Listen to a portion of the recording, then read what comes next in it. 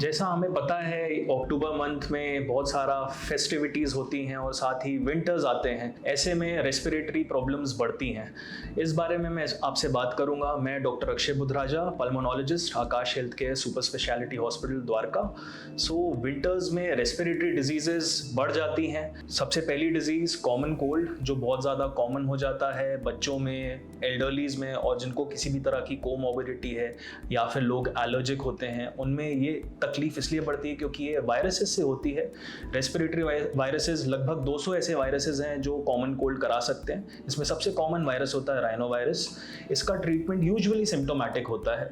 Second commonest respiratory illness होती है flu, जो इन्फ्लुएंजा वायरस से होती है। इसमें स्वाइन फ्लू भी आता है। इसका बहुत स्पेसिफिक ट्रीटमेंट भी होता है अगर आपका टेस्ट पॉजिटिव होता है इन्फ्लुएंजा के लिए। थर्ड कॉमन रेस्पिरेटरी इलनेस होती है ब्रोंकाइटिस, चाहे वो अक्यूट हो या क्रॉनिक। ब्रोंकाइटिस आपकी सांस की नली की इन्फ्लेमेशन होती है जो पॉल्यूशन के एक्सपोज होने से, ठंडी हवा से एक्सपोज होने से आपको होती है, जिसमें यूजुअली खांसी होती है।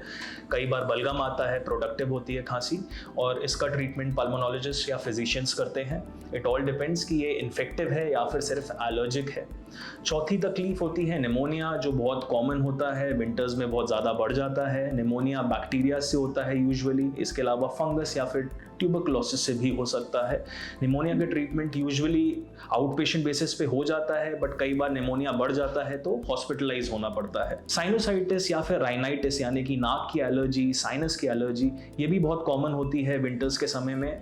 इसमें कुछ एंटी एलर्जिक्स का यूज़ किया जाता है जिससे ये कंट्रोल हो सकती है। फ्लू के बारे में मैं ये कहना चाहूँगा कि फ्लू एक ऐसी चीज़ है जो अवॉइडेबल है अगर आप फ्लू शॉट लेते हैं। हर एक व्यक्ति को, चाहे बच्चा हो, चाहे कोई एल्डरली हो या फिर normal office going corporate people हो, उनको सबको फ्लू शॉट एनुअली लेना चाहिए। ये आपको फ्लू से बचाता है, प्रिवेंट करता है। जिस किसी को भी एस्थमा है, सीओपीडी है, साइनोसाइटिस या राइनाइटिस जैसे कि एलर्जिक कंडीशंस हैं, या फिर उनको किसी भी तरह की और कोमॉर्बिडिटी है, चाहे वो डायबिटीज़ हो, हाइपरटेंशन हो, उनको अपनी दवाई रेगुलरली लेनी चाहिए, क्योंकि विंटर्स में इन सारी बीमारियों का फ्लेयर अप होता है, वो पुअरली कंट्रोल हो जाती हैं। और उसका एक बहुत कॉमन रीज़न ये होता है कि दवाइयाँ टाइम पे नहीं ली जा रही होती हैं। इसके अलावा छोटे बच्चों में वूपिंग कॉफ, जो पर्ट्यूसिस के कारण होता है, वो भी बहुत ज़्यादा देखने को मिलता है। ये सारी विंटर्स में होने वाली बीमारियां हैं। इनसे बचने के लिए आपको अपने आसपास का एनवायरनमेंट साफ रखना चाहिए, इंडोर पोल्यूशन को अवॉइड करना चाहिए, बाहर पोल्यूटेड एरिया में जाने को अवॉइड करना चाहिए, अपनी लाइफस्टाइल हेल्दी रखनी चाहिए, हाइड्रेटेड रहना चाहिए, बैलेंस डाइट लेनी चाहिए।